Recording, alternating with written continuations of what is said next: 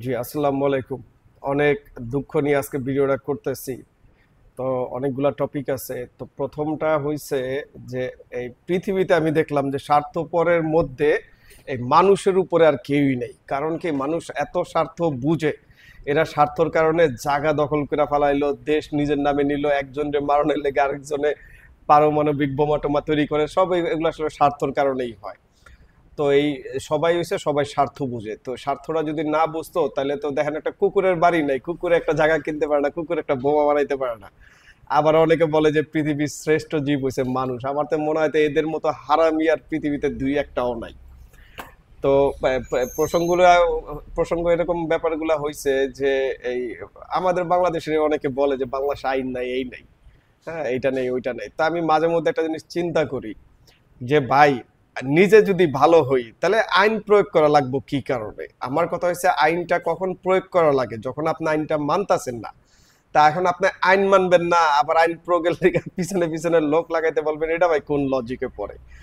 যেরকম দু একটা এক্সাম্পল দেই, আপনারা হইতে পারে ফেসবুকে অথবা ইউটিউবে এরকম সার্চ দিলে ভিয়েতনামে কিন্তু আপনার রিসেন্টলি এই হানয়ের দিকে, মানে ওই সাইডের দিকে কঠিন বন্যা হয়েছে। এরকম বন্যা হয়েছে যে আপনার একতলা দুই টিপা গেছে, মানে পানির নিচে, মানে এর তো ব্যবসা লস, দেশের অনেক ক্ষতি। এত পানি ভাই, আমি আজ পর্যন্ত কোনো এই, যেহেতু আমি ভিয়েতনামেই থাকি, তো আমি কোনো নিউজ চ্যানেল বলেন এটা বলেন, মানে ওইভাবে ওই জাঙ্গ সাংবাদিক যেমন ওই যে আলু পানিতে যায় গলা পর্যন্ত বানায় যে একটা রিপোর্ট টিপোর্ট করে, আমি আসলে ভিয়েতনামে এইসব জিনিসগুলো নিয়ে এই পর্যন্ত মানে অত ছলাছলি দেখলাম না।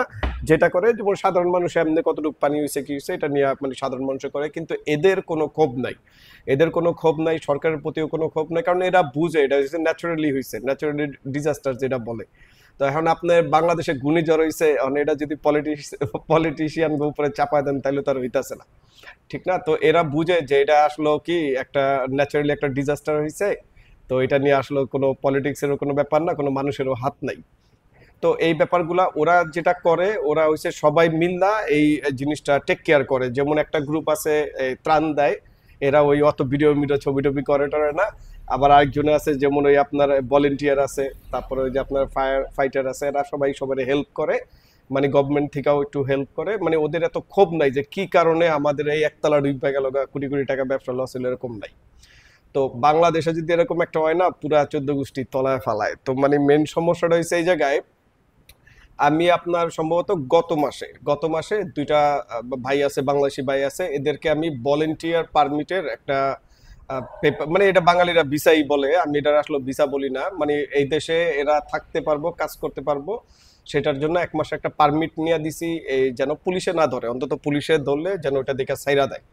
হ্যাঁ, তো এইটা যেন ভাই কেমনে কেমনে লিক হয়ে গেল গা, এইটা কেমনে কেমনে জানি লিক হওয়ার পরে এই যে স্বার্থপর মানুষগুলা, ভদ্রলোকগুলো আবার করলো কি, এইটা নিয়ে ধুমায়া প্রচার করতেছে যে 1 মাসে অবৈধদের বৈধ ভিসা দিব।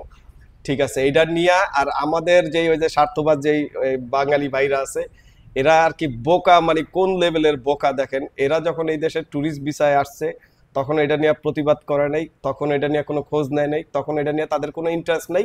এখানে আসার পরে মেরালামু কাইটালামু এই করমু, তারপরে গেল ঠান্ডয়া, ঠান্ডার যাওয়ার পরে এই দেখেন সেই একই দালালের পাল্লায় আবার দ্বিতীয়বার পড়তেছে।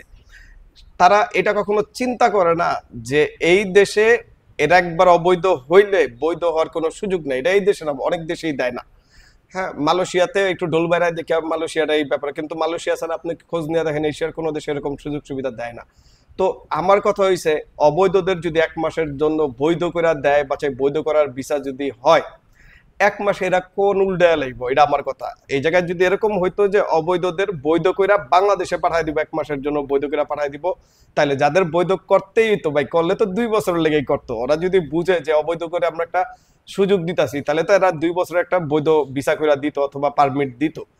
তো 1 মাসের এটা মানে বুঝি না ভাই। এমন বাঙালি বাইরে আছে, এরা ধুমায়া ভাই 15 থেকে 20 মিলিয়ন ধুমায়া মানে টাকাগুলা দিতাছে করতেছে, এটা মানে এদের নলেজে খাটে না যে এটা কেমনে সম্ভব যে এই দেশ থেকে এক্সিট করতে এই আপনার এই 15 মিলিয়ন দিয়া এক্সিট পর্যন্ত করা যায় না, যে দেশ থেকে বাইরে হইতে গেলে জরিমানা করে, সেই দেশে কেমনে ভাই 15 মিলিয়ন দিয়ে 1 মাসের বৈধ ভিসা করে দেয়? তা আমি এগুলা বুঝি না। তো লাস্টে একদম একটা খোঁজ নিয়ে দেখবেন কি, খোঁজ নেওয়া লাগবে না ভাই, 1 মাস পরে সুন্দর একটা দেখবেন যে ঠাস করে একটা নিউজ বাইরেছে কি, ওই ভাইয়ে যেই ভদ্রলোক এই কাজগুলো করছে তারা কোটি কোটি টাকা নিয়ে এই দেশ থেকে উধাও হয়ে গেছে গা। আর লাস্টে ওই যারা টাকাগুলা দিছে তারা তো কইবো ভাই আমি তো জাইন্না দেই নাই, জাইন্না শুননা দেই নাই। কে ভাই, একটা যদি ঘটনা রটে আপনারা সহ্য করেন, দেখেন, বুঝেন, যাচাই করেন এগুলার পিছনে কি কারণে দৌড়ান। ঠিক আছে? তো ভাই স্বার্থপর মানুষ ভাই, এই স্বার্থ জীবনে শেষ হইব না। আর এইসব এই আপনার এই এই দুর্ঘটনাগুলো আর মানে ঘটা বন্ধ হইব না। আর আমি ওই যে বললাম এই গত ভিডিওতে যে একটা বাংলাদেশি কমিউনিটি করতে চাইতেছি, ভাই এই কমিউনিটি একটা করতে যায় আমি ভাই আমার নিজের ইংলিশ সেন্টার নিয়ে আসি, নিজের খাই, নিজের পড়ি। আমি তো ভাই এক হাতেম তাই ওই নেই যে বাংলাদেশে উপকার করে বেড়াবো। তারপরে মনে করছিলাম যে সবাই যদি এক করি তাহলে সবার জন্য উপকার হয়, আমাদের দেশেরও একটা সুনাম হয়, নাইলে এরা যে কাজ কারবার করতেছে সুনাম তার থাকবো না। কিন্তু ভাই কমিউনিটি কর্ম এটা নিয়ে যে খেলাগুলা বাঙালিরা আবার দেখাইলো ভাই, এটা বলার মতো না। তো লাস্টে চিন্তা করে দেখলাম কি জানেন, এই জাতিগুলারে আসলে ভালো করতে নাই। কারণ কি, আমি আমার নিজের খায়া যদি এদের উপকার করতে যাই আমার নিজের লস। আমি নিজে লাস্টে এরাই আমার লাস্টে দালালের খাতায় নাম লেখায় দিব, দালাল বানায় দিব। তা আমি চিন্তা করলাম যে ভাই আগে যেটা করতাম ওটাই ভালো আছে। ঠিক আছে, এখন পুটকির মধ্যে বাঁশ দিতে পারলে বালা, আর যদি এদের উপকার করেন তাহলে গালি দেয়, কথা বুঝছেন? সমস্যাটা হচ্ছে এরকমই। তো যাই হোক ভাই, যে কোনো একটা এই মানে এই আজগুবি একটা খবর শুনলে লাফায়া টাফায়া পড়েন না। আমার কাছে মনে হয় এটা আপনাদের বিচার করার মতো, বুঝার মতো, ই করার মতো সময় আছে। যেহেতু আপনাদের প্রথমবারে আপনাদের সাথে একটা বার ফ্রড করে ফেলাইছে, আইন একটা বিপদে ফেলাইছে, দ্বিতীয় টোপে আর পড়েন না। ঠিক আছে, সবাই ভালো থাকবেন, দোয়া করবেন। আসসালামু আলাইকুম।